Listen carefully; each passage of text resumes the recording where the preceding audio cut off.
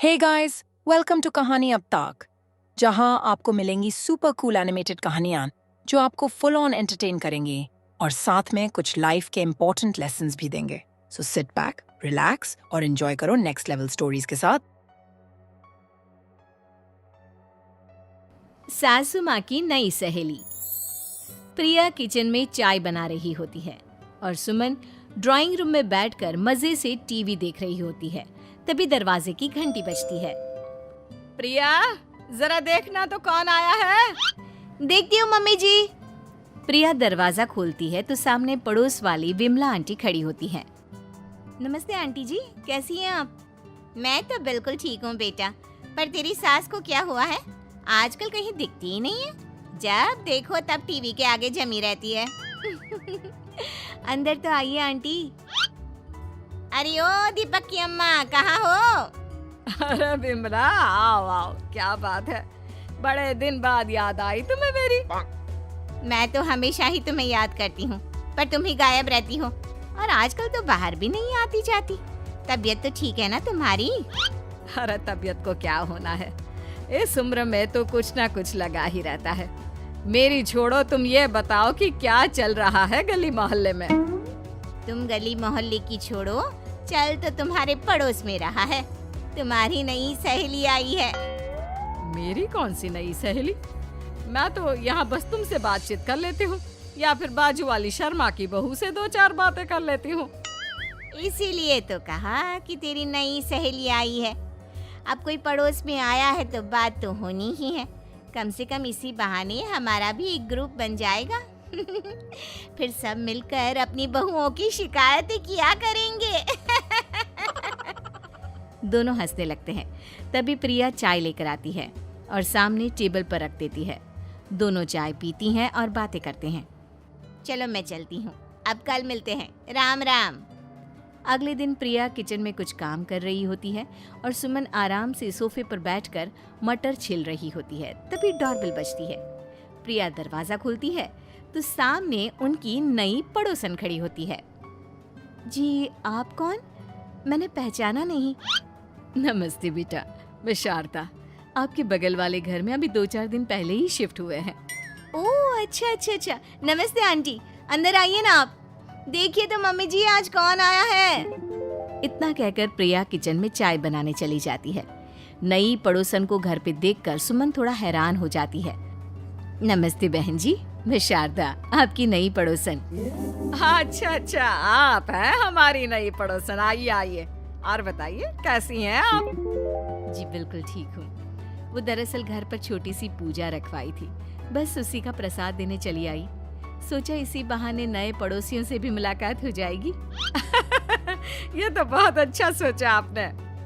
सुमन प्रिया को आवाज लगाती है।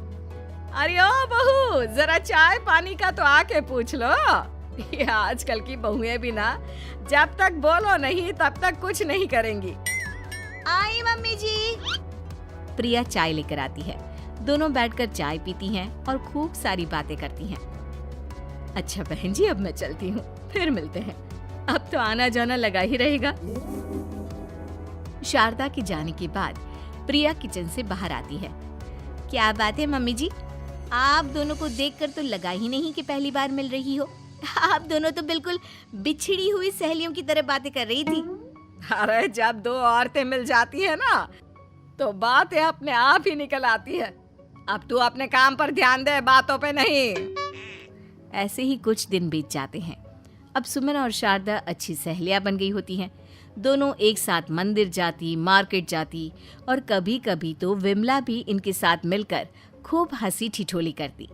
एक शाम तीनों बैठकर सुमन के घर पर चाय पी रही होती हैं कि तभी बहुत तेज बारिश शुरू हो जाती है।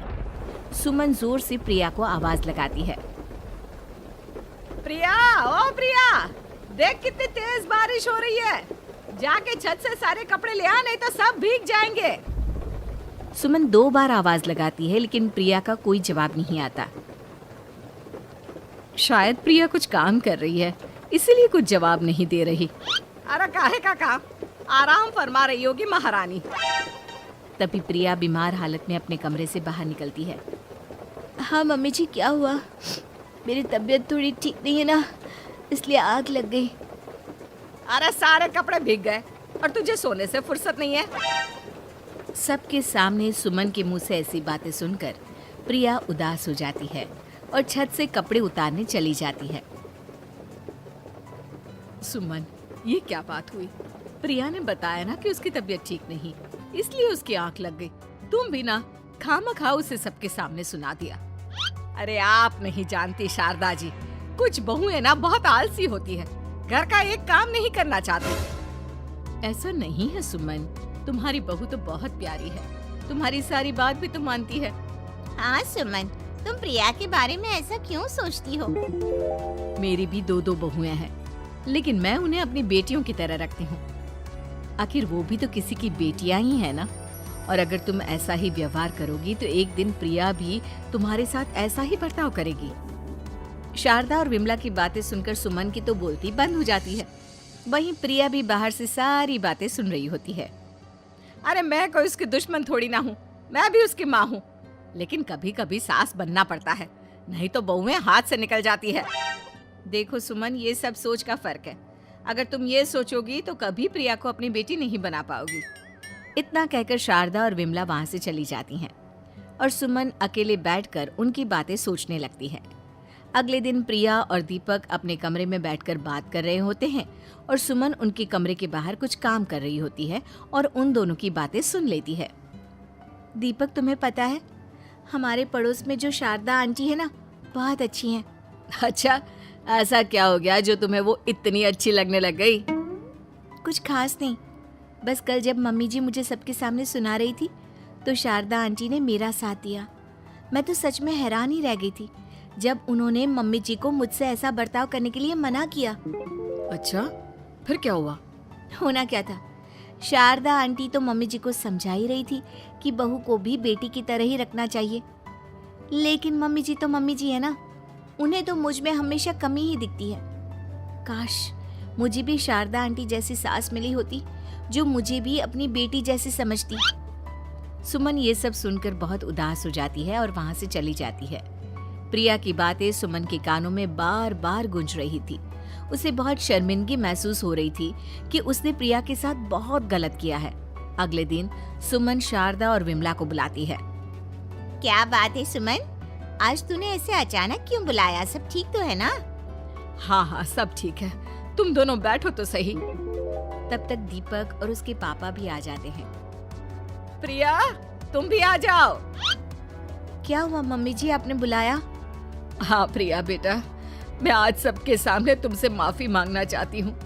मैंने आज तक तुम्हारे साथ बहुत बुरा व्यवहार किया है, लेकिन तुमने कभी भी मेरे साथ बुरा बर्ताव नहीं किया। मुझे अपनी गलती का एहसास हो गया है, हो सके तो मुझे माफ कर देना। प्रिया अपनी सास की बातें सुनकर हैरान हो जाती है। उसकी आंखों में आंसू आ जाते हैं। प्लीज मम्मी जी, आप मुझसे माफी मत मांगिए, मैं भी आपकी बेटी ही हूँ। वैसे एक थैंक यू तो मेरी नई सहेली को भी बनता है, जिसकी वजह से मुझे मेरी गलती का एहसास हुआ। शारदा बहन, आपका बहुत बहुत शुक्रिया जो आपने मेरी आंखें खोल दी। अरे क्या सुमन, तुम भी ना। तो फिर इसी बात पर चाय और पकोड़े हो जाए। हाँ हाँ, क्यों नहीं।